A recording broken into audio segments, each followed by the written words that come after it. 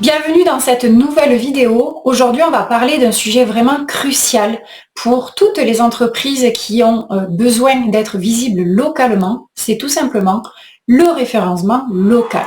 Si vous voulez dépasser la concurrence et attirer toujours plus de clients, il faut forcément travailler votre référencement local.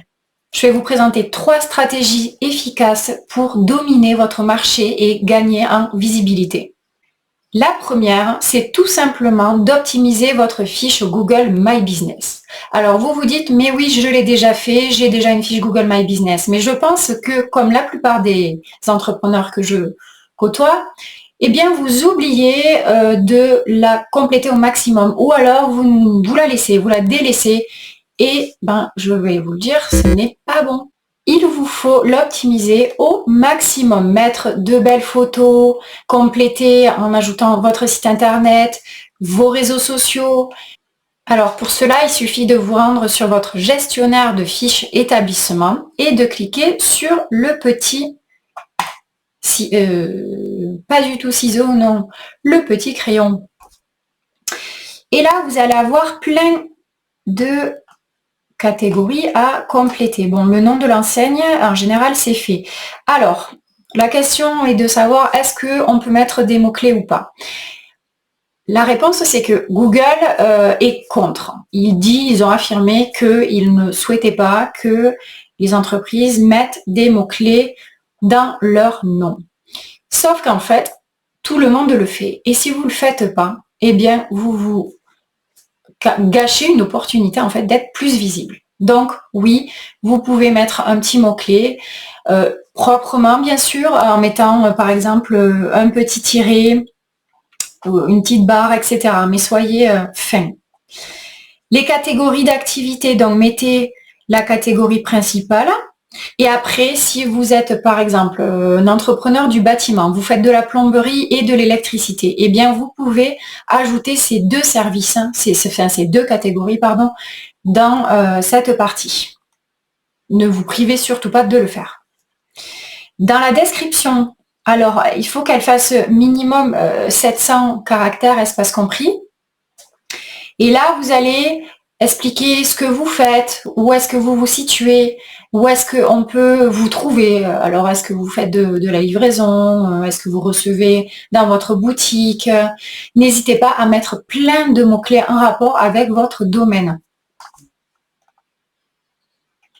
Ensuite, les coordonnées, complétez tout comme il faut, le site, les profils sur les réseaux sociaux. Ça, c'est nouveau, ça n'y était pas avant, donc mettez-le, n'hésitez pas. Pour l'adresse, si vous ne recevez pas du public, eh bien, vous mettez une zone desservie. Si vous avez une adresse physique, surtout mettez-la. Ça va vraiment vous permettre d'être beaucoup plus visible. Les horaires d'ouverture, ça, beaucoup oublient de le faire et c'est vraiment très très très dommage. Imaginez, vous avez quelqu'un, c'est un jour férié, il ne sait pas trop si vous êtes ouvert, il regarde et là il y a marqué que vous êtes ouvert. Il vient, il se déplace, il arrive, mais c'est fermé. C'est hyper décevant, vous imaginez bien. Donc, n'hésitez pas à bien mettre à jour vos horaires. Par exemple, j'ai vu souvent des gens qui oublient d'enlever que vous fermez, qu'ils se ferment, pardon, entre midi et 2. Donc ça, précisez-le bien. Quand des jours fériés approchent, vous allez recevoir un mail de Google qui vous demande est-ce que vous êtes ouvert ou non. Donc, prenez le temps, ça c'est rapide. Vous complétez, vous dites oui ou non. Voilà, donc prenez bien le temps de tout regarder et de bien compléter. C'est très important. Une fois que vous avez fait ça, vous pouvez aller voir votre fiche ici et vous avez d'autres options qui s'affichent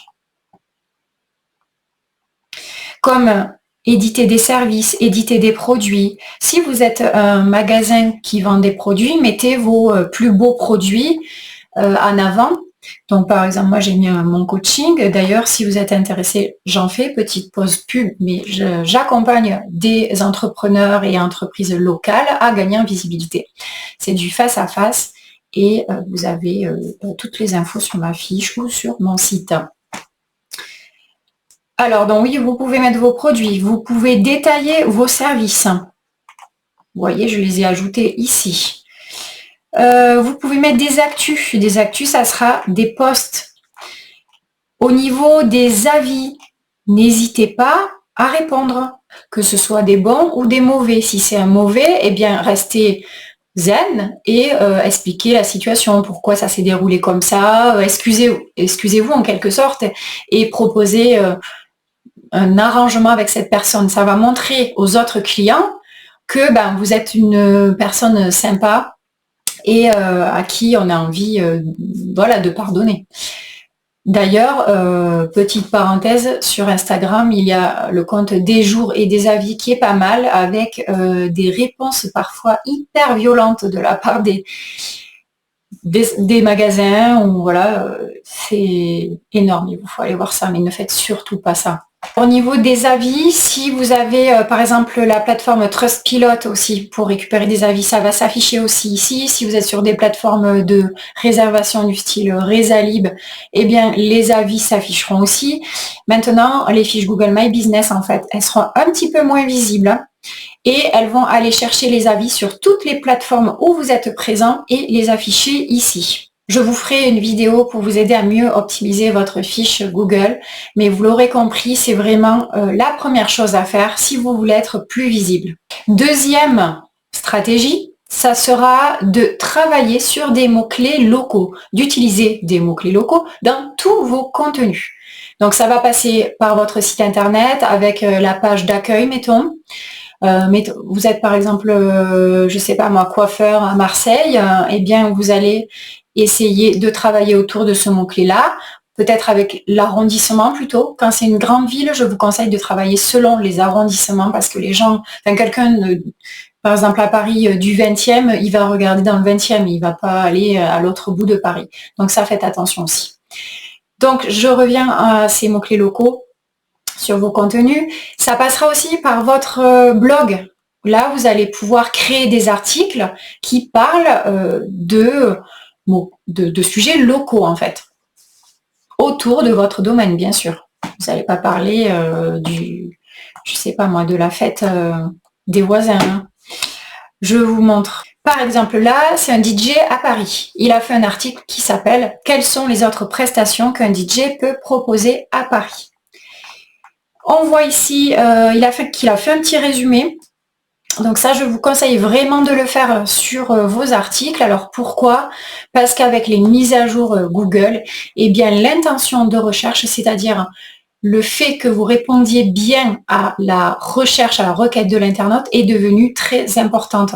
Donc vous allez faire un petit résumé et par chance, votre contenu, il pourra être déjà mieux référencé et même placé en position 0, c'est-à-dire le petit résumé que l'on voit parfois quand on fait une requête sur Google. Par exemple, j'ai fait une recherche un peu au pif, arroser des plantes vertes pendant les vacances. Et bien là, vous voyez, il y a cet article de chez Silence ça pousse chez vous qui a été sélectionné, il est en position 0.